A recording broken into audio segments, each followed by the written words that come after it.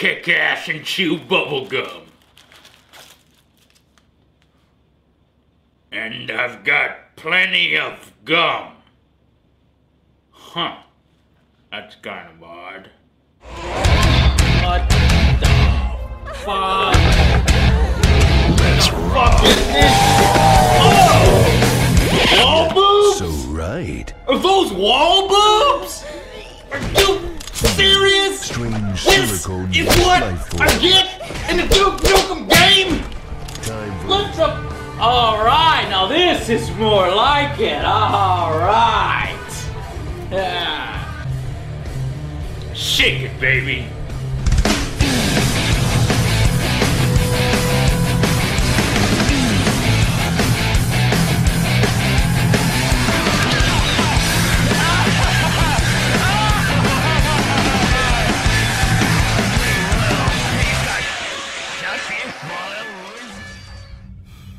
I'm not really sure how to break the news. How do I approach this now legendary game, having been in development for over 12 years? You know, somebody said something funny to me. Imagine waiting 12 years to see a firecracker go off. It wouldn't matter if somebody told you it's a dud, you still want to see it for yourself.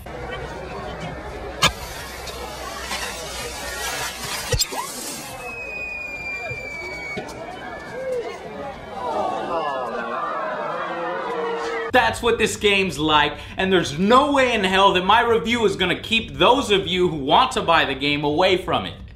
Especially Duke fans. You probably already bought it, Balls of Steel edition, but I bet you have a little bit of buyer's remorse. I ought to break a broom handle off in your ass. Duke Forever has had many behind the scenes iterations. Do you remember this one back in 2001?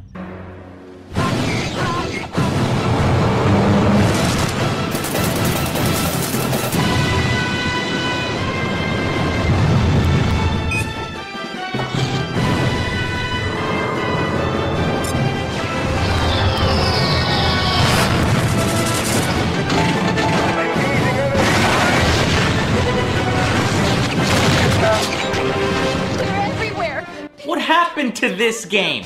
I want to play this one. After having played our version of Duke Nukem Forever, this one looks a lot less boring. Hell, some of the textures and animations and backgrounds are even better than this version from 2001.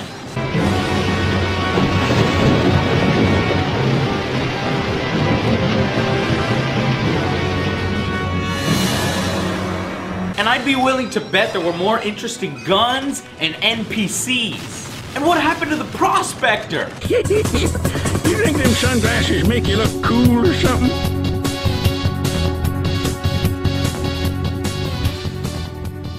An enemy variety with the aliens taking over the bodies of EDF soldiers with tentacles everywhere. All that sounds way more interesting. No, instead we get this. Lame jokes about current games. When Duke walks up to a puzzle with a bunch of pipes, he cracks a joke at Valve's expense. I hate Valve puzzles. But then goes on right ahead to do the lame-ass puzzle. That's not Duke! Duke would never do that. Duke would say, man, fuck your puzzle! I hate Valve puzzles. Let's rock.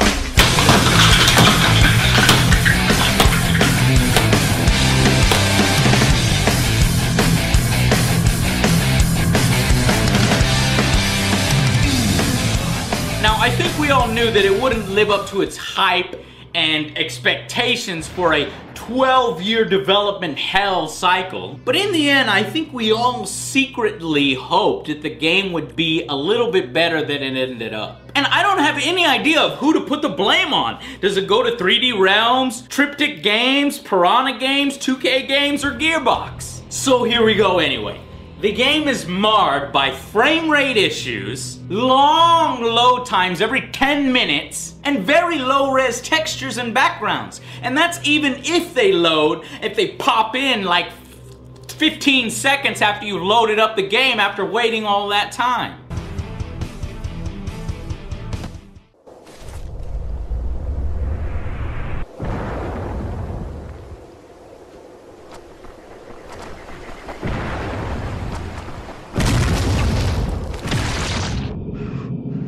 Now granted, the graphics might look as you should expect from a game that started, 12 years ago, and that have been updated time after time again. Half of them are ugly, really low res, as if they didn't take the time to upgrade those particular textures, yet somehow found time to upgrade others.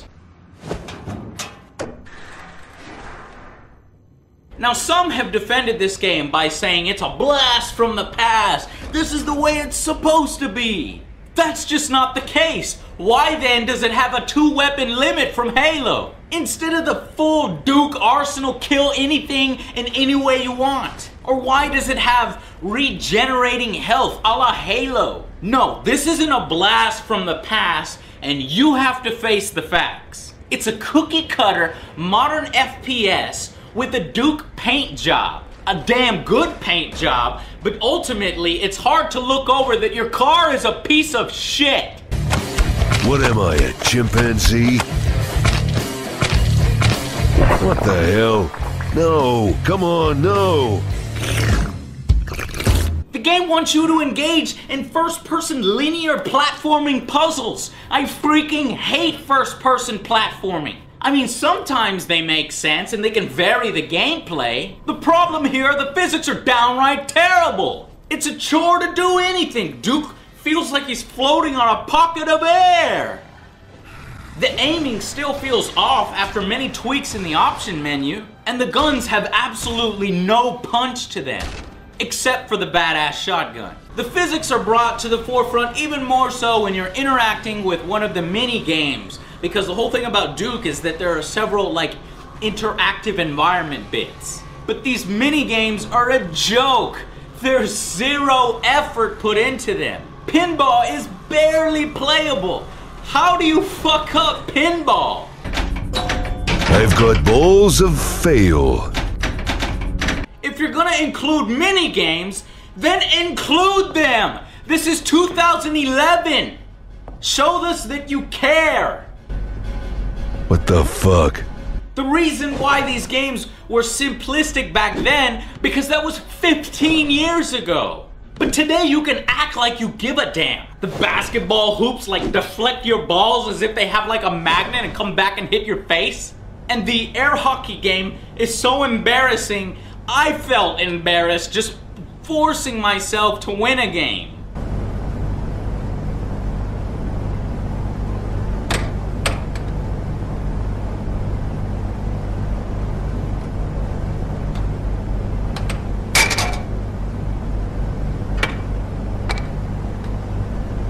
Fucking around with stuff was the icing on the cake in Duke Nukem 3, why does the icing taste like shit in Forever?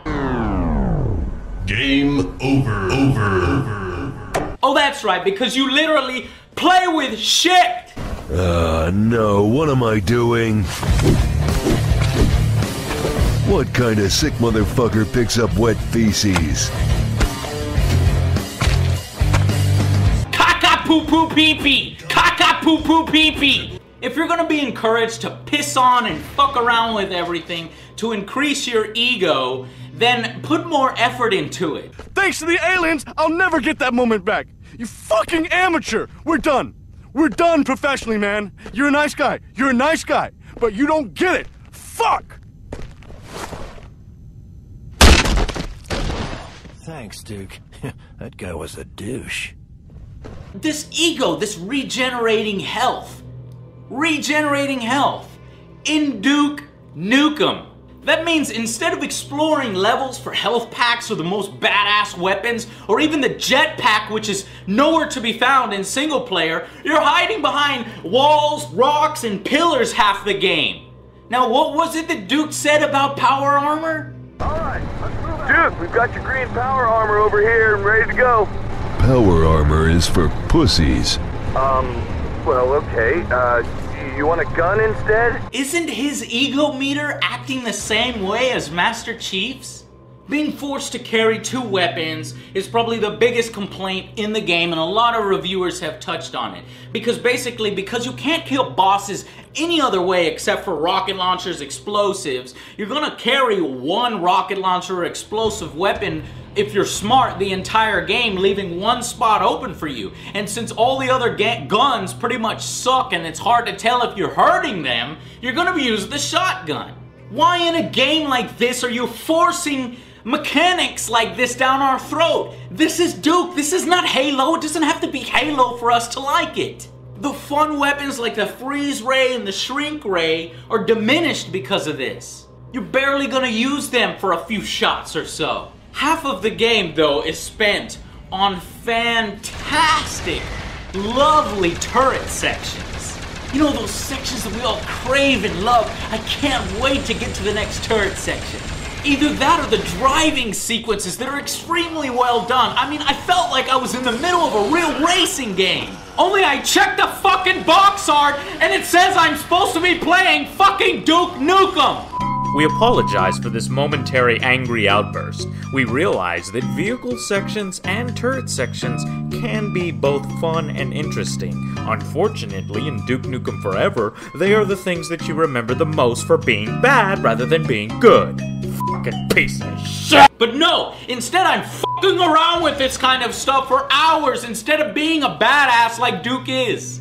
It's padding in the worst kind of way. One thing, though, that the game can lay claim to is that it is varied because of all those different types of sections. And there are some legit fun levels in the game, like the Ghost Town Showdown. But for every level like that, there's 4 or 5 that feel like padding, or worse, disturbing. The Hive in particular is getting a lot of negative attention. Not only are there the creepy wall boobs, So wrong, yet so right.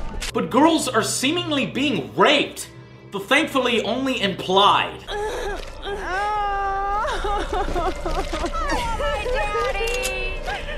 I get what they're trying to do here. They're trying to shock the hell out of you, to make you really care what you're fighting for. Those are our babes that those alien motherfuckers are raping!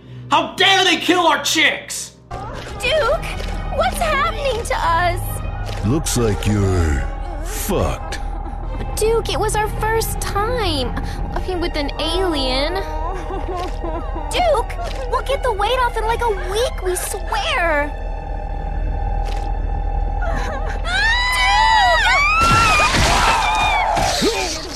Oh God, sick! What the fuck? In a better game, this might have worked, but it just feels tasteless here because it's not backed up by any substance at all. You want to push the envelope, then push it with the hot chicks and Duke. Ooh. Oh yeah, right there. Oh yeah. That was fun. Was it good for you, baby? What about the game, Duke? Was it any good? Yeah, but after 12 fucking years, it should be. I think what blows me away the most is how little was added to the whole Duke mythology. The weapons are mostly the same ones from 1996. The enemies are pretty much all the same and very poorly animated at that. We had several teams working on this game. Teams of really smart people. And this is what they came up with? Why is there no freaking hidden things or rewarding secrets? Unless you count Dead Space or the insult to Halo, much better games. Power armor is for pussies. Huh. So that's a pussy thing to do, yet drinking 1 beer and getting shit-faced, that's not pussy?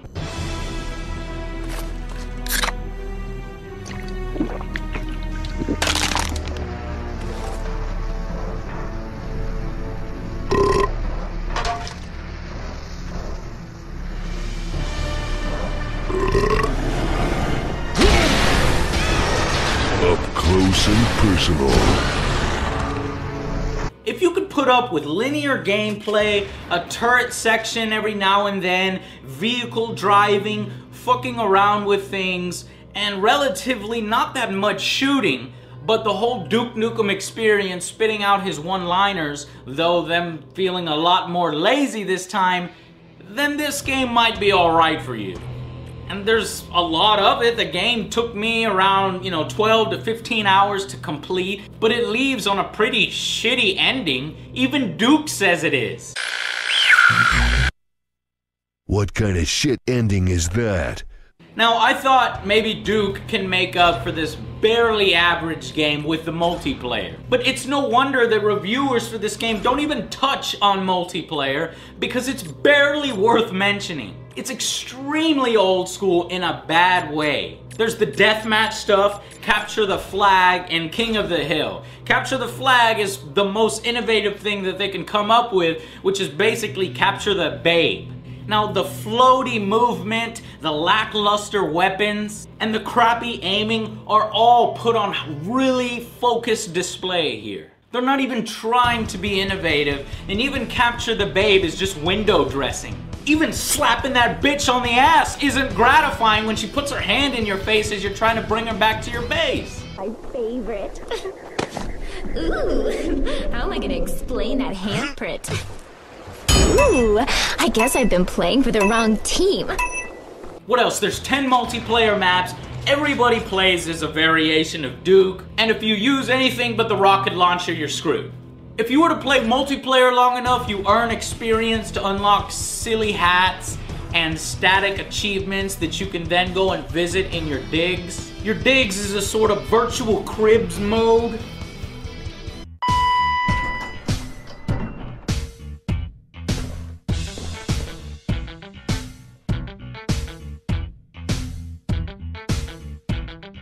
All those curves, and me with no brakes.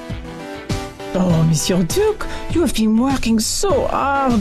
Now get out of those dirty clothes. And you're not safe from glitches even in this game mode. Look at this crazy ass one. I have Emma Frost from X-Men in my digs.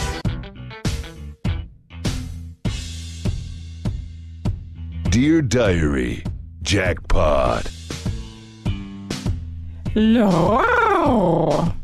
Again, something that may have worked in a better game, especially if those mini games were at all fun to replay in your game room. But I'm gonna bet that the multiplayer community for this game is gonna die out pretty quickly. The game just doesn't feel like a $60 experience. Maybe it was stupid to expect more from Duke Nukem after all of the problems that this game had being made and the development cycle, but I at least expected something a little bit more fresh for Duke fans than this cookie-cutter, copy-paste, modern first-person shooter. The final verdict for Duke Nukem Forever is a 4 out of 10. It's barely average. For Duke, I expected better. And maybe this game would have spanked major babe ass back in the late 90s or 2000s. But by today's standards, it doesn't hold up. They should have thrown everything out and restarted and given Duke the treatment he needed. Which they did do that, but the treatment they gave us, 4 out of 10. Now, I heard the PC version is superior, shorter load times, less graphical glitches, better graphics, and that probably would have rated slightly higher. So if you plan to experience this legend of a game, then pick it up on PC. I only hope that Duke gets another shot. Gearbox bought the license looking towards the future, and I hope Randy just moves straight on forward with a full focused development cycle, clever writing, new technology, and everything that makes Duke great. I hate to piss on Duke this way, but unfortunately this outing is hardly worth the time, money, or effort. And ultimately, it needs to be treated the Duke way.